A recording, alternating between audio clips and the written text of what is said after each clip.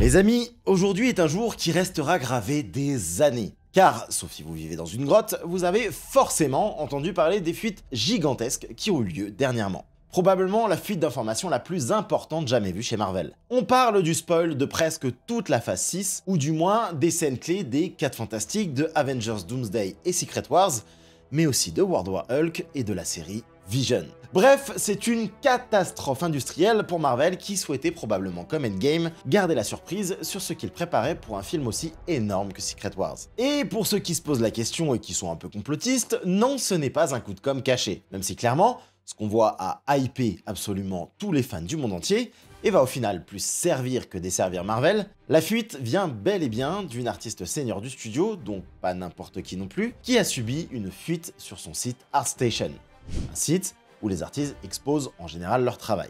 Une page a priori privée, inaccessible depuis son profil, mais qui reste disponible quelque part sur internet. Et la théorie la plus probable aujourd'hui, c'est que quelqu'un soit tombé dessus totalement par hasard grâce à Google Images. Car oui, après l'incident, la pauvre jeune femme a fermé absolument tout. Ses œuvres ne sont plus disponibles sur internet, ni sur Instagram où elle postait son travail. Elle a tenté tout simplement de disparaître. Et c'est pas étonnant, puisque Marvel l'a sans doute licenciée sur le champ pour une telle fuite. Et même si c'est dégueulasse pour elle, bah c'est compréhensible. Car c'est clairement un manque de vigilance de sa part. Et oui les amis, tout reste sur internet. Et si vous allez encore maintenant sur Google Images, vous pouvez encore retrouver la plupart des arts qu'elle tente de cacher. Car tout reste sur internet. Bref, ceci dit, il est temps de nous pencher sur ce que veulent vraiment dire ces images. J'ai pesé le pour et le contre de faire cette vidéo, et je voulais surtout pas sauter sur un cadavre encore chaud. Surtout que j'ai beaucoup d'empathie pour cette jeune femme qui a tout perdu. Malgré tout, il est difficile de passer à côté d'un événement pareil. Et j'ai bien fait de prendre mon temps pour analyser chaque détail, car j'ai des croustilles à vous donner que personne d'autre n'a vu. Bon, cette vidéo sera un peu particulière, puisque non écrite, à part l'intro, vous l'avez remarqué, plus dans l'analyse et la réaction que ce que je fais d'habitude, qui est beaucoup plus posé. Étant donné que Disney va faire la chasse à ces images, je pense que vous comprendrez que je ne vous mettrai pas non plus les leaks en plein écran. Mais si vous ne les avez pas encore vus, ce qui est bizarre, je vous mets en description le lien d'un site où vous pourrez les retrouver en HD. Je crois que depuis que je me suis lancé sur YouTube, une spoiler zone n'a jamais aussi bien porté son nom. Si vous voulez pas savoir ce qui se passe en phase 6, fuyez, pauvre fou, car nous entrons dans la spoiler zone, zone de tous les dangers. Allez, vous êtes prêts? Générique.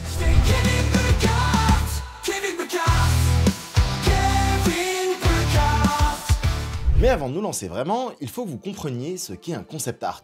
Il s'agit de pistes créatives commandées par les réalisateurs en pré-production, et ils servent à établir un univers, des couleurs, des costumes, une ambiance et parfois des scènes tout entières. Clairement, il ne s'agit que de pistes créatives, qui peuvent être adaptées très fidèlement ou simplement dans l'ambiance. Parfois même, ce ne sont que de simples idées qu'on a testées et qu'on abandonne. On retrouve très souvent ces croquis dans des bonus, des livres d'art du film, ou via les artistes eux-mêmes qui les partagent sur leur portfolio. C'est le cas de cet artiste. Seulement, des arts sont toujours partagés plusieurs semaines après la sortie d'un film, et pas des années avant comme c'est le cas ici.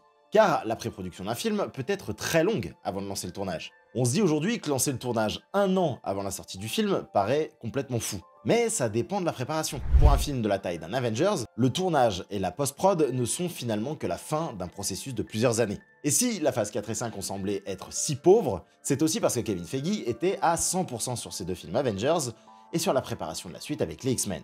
Ce qui n'excuse absolument rien. Bref, revenons-en au concept art avec des exemples concrets. Ici, pour le film de Shang-Chi, nous avions ce concept art qui nous montre Deadpool combattre Proxima Midnight dans les arènes de Madripoor. Bon, ils ont finalement opté pour l'abomination contre Wong, tout simplement pour le lier à la série She-Hulk. De la même manière, Multiverse of Madness devait se passer avant No Way Home. Et les concept art nous montrent ce qu'ils avaient prévu. Ned n'aurait normalement jamais dû avoir ses pouvoirs sans raison, et c'était America Chavez qui faisait partie du film et qui avait son rôle. De la même manière, nous aurions vu à la fin un combat entre Mysterio et Doctor Strange. Et les premiers arts montrent que Peter possède un costume en symbiote et que Doom apparaît à la fin du film de Strange. Mais pour le coup, les scènes et l'ambiance sont bien les mêmes que dans le film. Car dans ce type de production, les plans changent constamment, même si le fond reste le même. Mais dans le même temps, quand on regarde les concepts art produits par la même artiste qui a subi le leak, nous voyons qu'elle a travaillé également sur She-Hulk et Miss Marvel, et que les arts qu'elle a partagés sont très proches des plans réels de la série. Ce que je veux vous dire par là, c'est que dans ce que nous allons analyser, ce n'est pas forcément ce qui va se passer dans le film.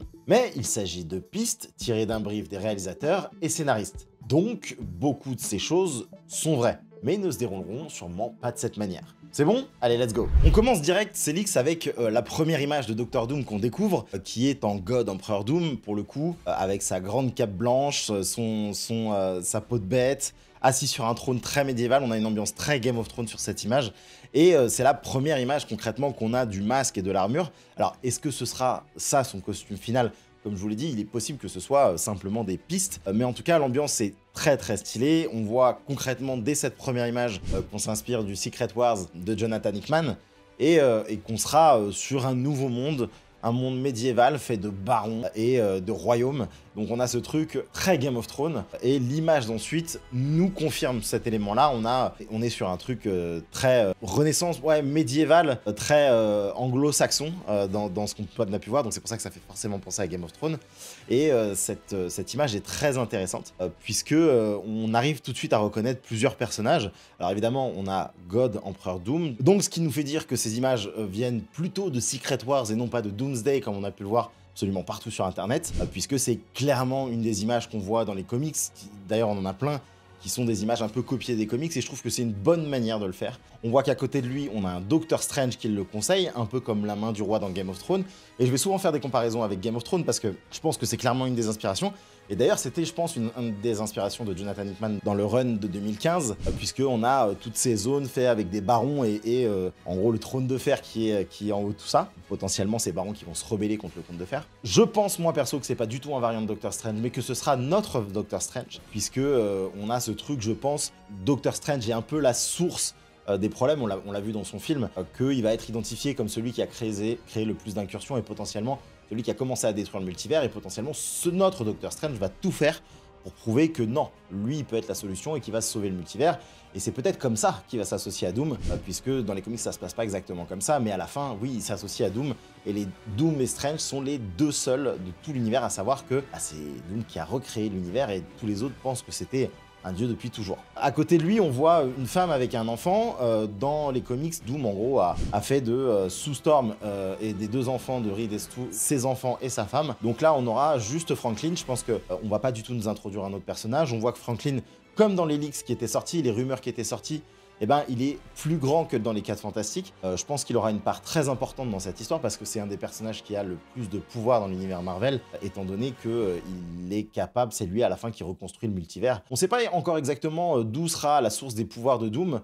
Ça peut être plein de choses, ça peut être Loki, ça peut être Wanda, ça peut être justement Franklin, mais quoi qu'il arrive, ils seront à côté. Et c'est important puisque on voit que la personne au sol ressemble beaucoup quand même à Pedro Pascal, donc à Reed Richards, même si on essaye de le deviner. Donc il y a une confrontation entre les deux qui est très intéressante. Et il est tenu en laisse par Yelena Belova, donc ça on peut complètement reconnaître Florence Pugh, qui est dans cet art, et qui a l'air d'être le Hound, comme il y avait dans Game of Thrones, donc le chasseur, en gros, de prime du roi, qui est allé chasser soit ce Reed, qui est un variant, peut-être que ça va commencer comme ça, le film, avec juste une exécution sommaire d'un Reed Richards, mais qui n'est pas celui qu'on connaît, et ça mettrait le ton direct. Bon, ce qui est intéressant aussi dans cette scène, c'est qu'on se rend compte que je pense que Strange va y avoir une place très importante en plus de Doom. Apparemment, selon les rumeurs, les interactions entre Strange et Doom seraient parmi celles qui sont le plus intéressantes de tous ces deux films Avengers, voire de la saga du multivers, et je pense que oui, en effet, ça va être très intéressant, et que peut-être ce sera la fin de Strange dans le MCU, dans cette interaction, pour ceux qui ont lu le comics. Mais tout ça, si vous avez vu d'autres vidéos, bah vous le saviez peut-être déjà. Au début, je vous disais qu'il y avait quelque chose de très intéressant que d'autres n'ont pas forcément vu, et qui, moi, m'ont marqué concrètement, puisque moi-même, à la base, je suis directeur artistique, et je sais une chose, c'est que quand on est dans l'art digital, quelque chose est très important, ça s'appelle la nomenclature. C'est-à-dire la manière dont vous allez renommer votre fichier, c'est un élément extrêmement important quand on fait ce métier, parce que, et là, la nomenclature des fichiers, bah, nous dit énormément de choses. Premièrement, on a le nom de l'artiste, ensuite on a un nom de code, ensuite on a ce qui se passe dessus, avec par exemple là Doom Posing Green Eyes Fur, donc ça veut dire qu'en gros un personnage avec la fourrure et les yeux verts, et on finit par un timecode, c'est-à-dire la date à laquelle cet élément a été fait. Donc on voit que sur ces différents arts, ils ont été faits entre mars et avril. Mais je vous disais qu'il y a un petit nom de code qui est très intéressant juste après le nom de l'artiste. Alors là, pour le coup, c'est juste marqué APE. Seulement, moi, ça m'a vraiment intrigué. Je suis allé donc chercher un peu plus loin. Et comme je vous le disais, cet artiste avait également travaillé sur She-Hulk, et donc a également proposé des arts avec le même type de nomenclature. Ici, on y retrouve la même chose, nom de l'artiste, nom de code clos, et ensuite ce qui se passe dans la scène. Seulement voilà, vous savez peut-être comme moi que la plupart des films Marvel ont un nom de code pendant leur phase de production, comme par exemple Groupe Hug pour le premier Avengers, qui est un câlin de groupe, Freezeburn pour le Soldat de l'hiver, qui est une brûlure de gel, ou encore Sputnik pour Captain America Civil War. Bref, vous avez compris, l'idée c'est d'avoir un nom de code qui représente plus ou moins le film. Mais malgré mes recherches, non, je n'ai pas réussi à trouver le nom de code exact des films Doomsday et Secret Wars. Par contre, j'ai trouvé le nom de code exact de la série She-Hulk. Et il s'agit du mot Clover, qui veut dire trèfle. Étant donné que c'est vert, She-Hulk, bref, vous avez compris le principe. Et il se trouve que ce nom de code, après le nom de l'artiste, est Clo, donc Clover.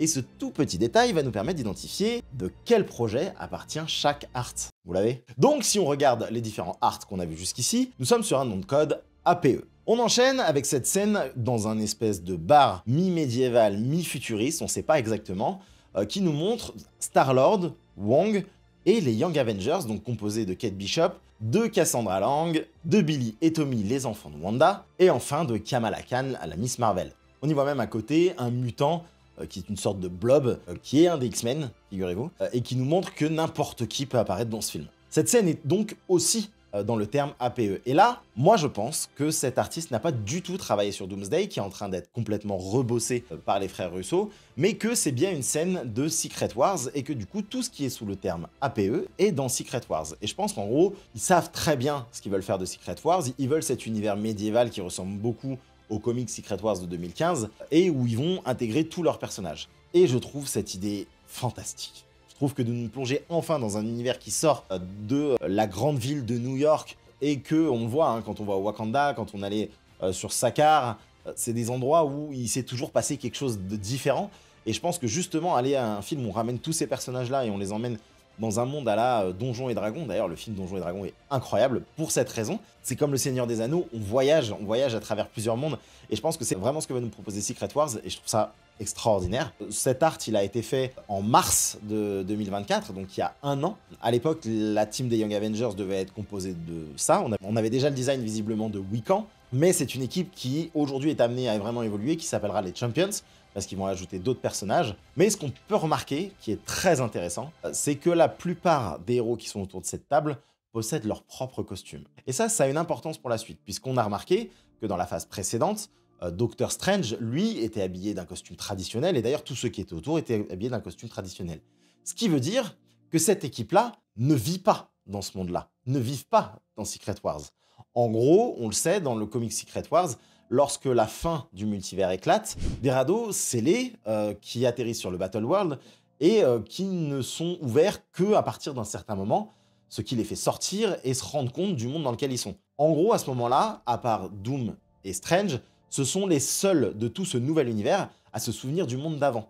Et donc c'est eux qui vont créer cette espèce de rébellion et aller combattre Doom. Donc, on nous dit que Star-Lord, Wong et les Champions seront donc une équipe ultra importante, puisque l'une des équipes qui vont après rameuter les autres héros dans le monde, qui vont aller à la recherche des autres héros, et c'est énorme. On pensait que ça allait être une toute petite équipe, et ben allez voilà. Et donc sûrement, il va y avoir un projet avant ça, pour pouvoir nous les présenter, obligatoirement, s'ils sont aussi importants, mais c'est une image d'une importance incroyable. On voit que là aussi, il y a eu différents concept art de la même scène, donc c'est vraiment une scène importante du film, celle où ils se rassemblent, dans laquelle ils ont testé plusieurs choses, différentes scénettes. On enchaîne avec, là, encore une fois, je vous le dis, quelque chose que les gens n'ont pas compris, et que la plupart des analystes ont analysé simplement comme un nouveau Black Panther avec une nouvelle tête. Mais c'est bien plus que ça, les amis, bien plus que ça. Déjà, premièrement, l'acteur. Alors oui, c'est bien en effet un nouveau Black Panther avec un nouvel acteur, donc recast, mais il ne s'agit pas du tout d'un nouveau T'Challa, encore moins de son fils. Puisque, encore une fois, la nomenclature nous en dit beaucoup.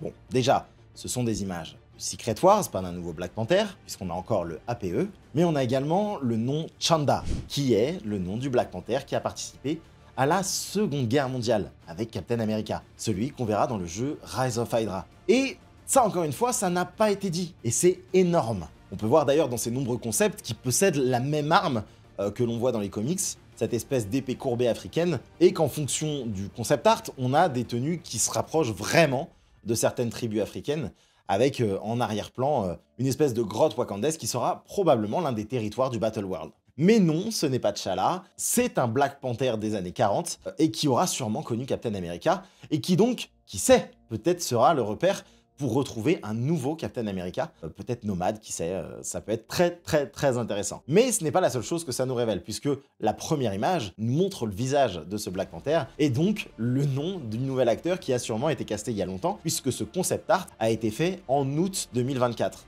Et selon pas mal de monde sur internet, cet acteur semble être Damson Idris. Donc voilà, comment vous dire qu'un seul leak peut créer d'énormes soucis et donner énormément d'informations. Et attendez de voir la suite, puisque désormais, on enchaîne avec un autre projet, en tout cas c'est ce que moi je crois, un projet World War Hulk. Puisque oui, on va encore parler de nomenclature les amis. Ici, pas de APE, pas de rien du tout, simplement le nom de l'artiste, Hulk Village, et pas non plus de date, donc on sait pas exactement quand ça a été fait. Si vous ne l'avez pas vu, il s'agit d'une image en gros où on voit le vrai Hulk, et pas le Smart Hulk, accompagné de sa cousine, Jennifer Walters en She-Hulk, ainsi que ce qui semble être le fils de Hulk, Scar, avec un design bien plus stylé que ce qu'on a vu jusqu'ici, une sorte de grosse brute avec des cheveux longs et une barbe, bref, on adore. Autour d'eux, on voit plein d'autres Hulk, quelques humains au milieu de tout ça, enfermés dans un espèce de château à la Game of Thrones, donc on voit au fond qu'on a un énorme mur avec un village, et donc l'image s'appelle Hulk Village. Dans les comics, comme je vous le disais, dans le Battle World, on a plein de zones différentes,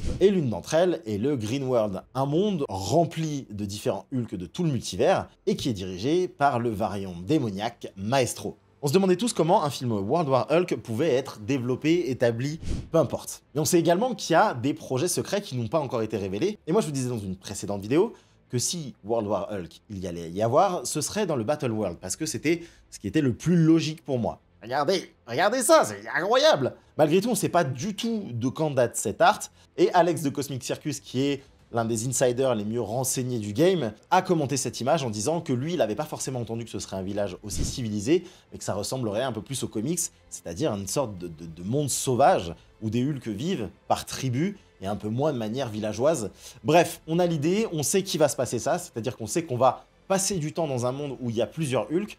On espère revoir Red Hulk aussi là-dedans, et ce qui est intéressant, c'est que là, pour le coup, on peut faire jouer n'importe qui, puisque c'est pas des Hulk qui auront de la forme humaine, c'est vraiment des Hulk qui vivront entre eux, et je pense vraiment qu'il y a une histoire à développer là-dessous, autour de tout ça. On voit également une autre image derrière ça, c'est-à-dire un personnage qui est enfermé avec une sorte de cascade qui coule sur lui, on voit qu'il y a de l'eau, et on voit que cette eau, elle est chaude, puisque on a des espèces de fumées qui ressortent. Alors, c'est une image qui peut être tirée d'un comics, puisque dans les comics, on a Captain America qui part dans le Savage Land à dos de dinosaures avec une hache géante. Oui, on en a parlé dans ma vidéo sur les 10 Captains les plus fous. Et on sait que sa mission est d'aller libérer Bucky directement dans ce monde-là. Alors ça pourrait être une référence à ça, mais on voit bien que dans ce dessin, il n'y a pas d'arme métallique sur Bucky. Moi, si je devais théoriser un truc, je me dirais que ce serait en rapport avec le Red Hulk, qui est peut-être une des menaces les plus importantes pour Maestro, pour je ne sais quelle raison, puisque on a ce truc d'avoir constamment de l'eau qui tombe dessus pour pas qu'il surchauffe.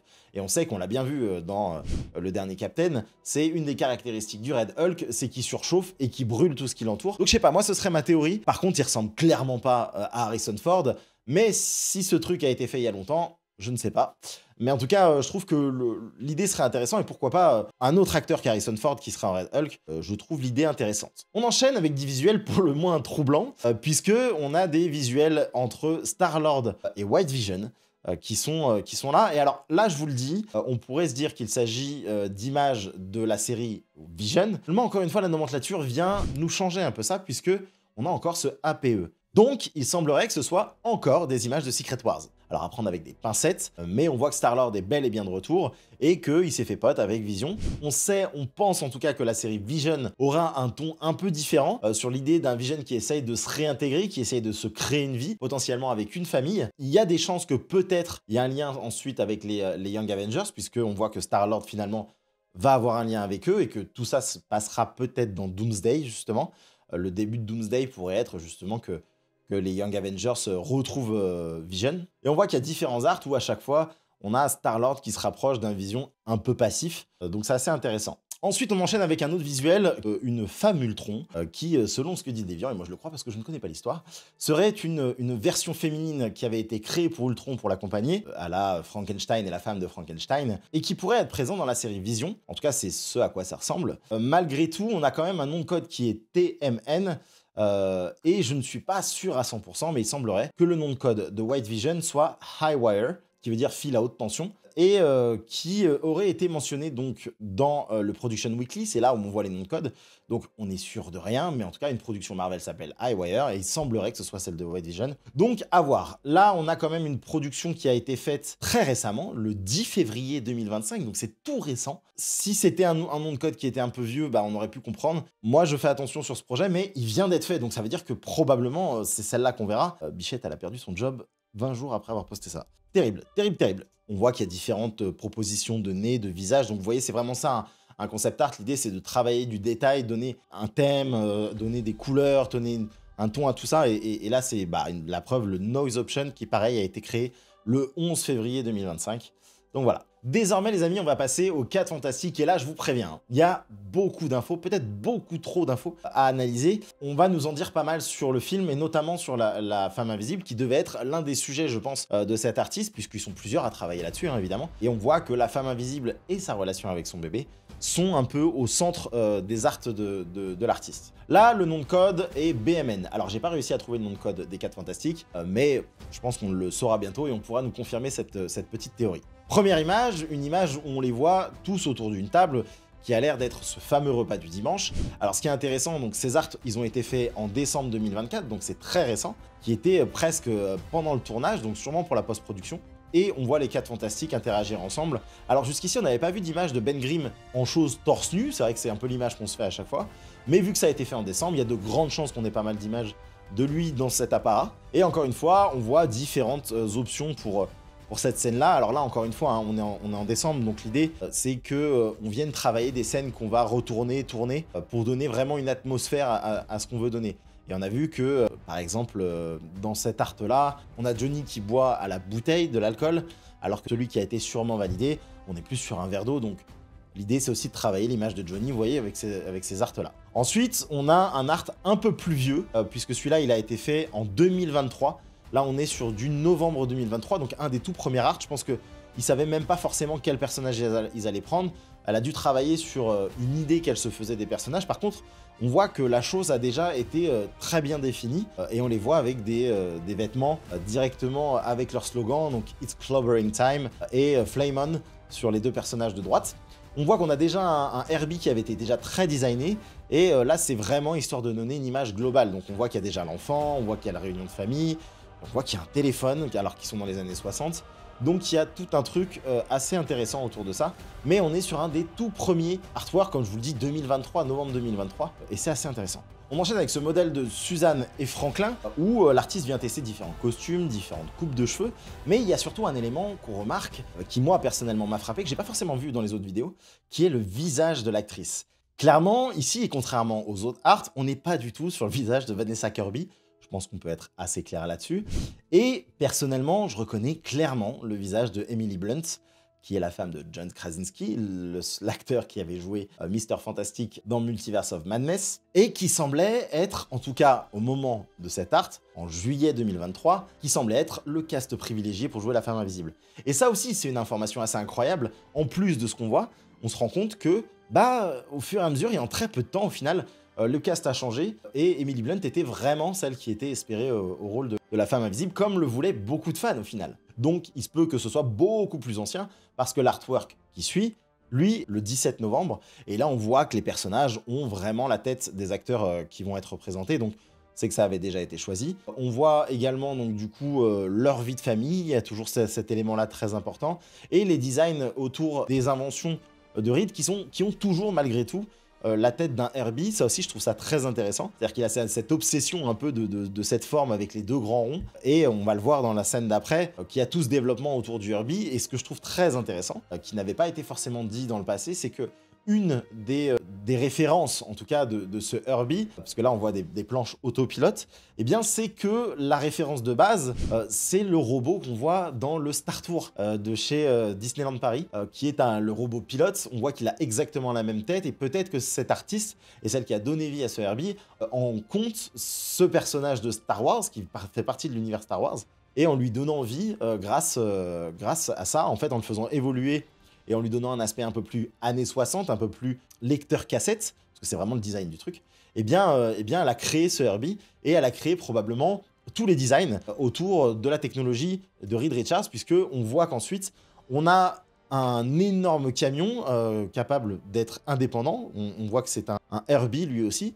On voit que c'est Reed Richards Company, on n'est pas sur les 4 Fantastiques, qui est probablement ce qui les a fait connaître à la base, c'est-à-dire que c'est un inventeur qui a révolutionné cet univers, vu que moi je suis certain qu'il vient d'un autre univers, et potentiellement même d'une autre temporalité. En gros, ça va être sûrement une référence à Elon Musk. À voir s'ils nous le font un peu moins fou, mais c'est assez certain, et Marvel en ce moment adore faire des références aux personnages réels ou non de ce qui se passe en ce moment aux États-Unis. Ça a toujours été le cas, et là ça l'est encore plus. Désormais, on enchaîne donc avec des planches où on sent que l'artiste s'est vraiment concentré sur Suzanne, sur la manière dont fonctionnent ses pouvoirs, et je trouve ça très intéressant. Comme vous le voyez, ce premier gif nous montre en gros comment elle l'utilise au quotidien, notamment avec Franklin. Alors, ce qui est très intéressant, c'est que Franklin, il a un pyjama Spider-Man. Alors, ça peut être un vrai truc, comme ça peut être juste une petite référence. Mais on sait que la rumeur veut qu'il y aurait Spider-Man dans ce film, parce que, en gros, Peter a signé pour 6 films, 2 Avengers, 3 Spider-Man, et on ne connaît pas le dernier film.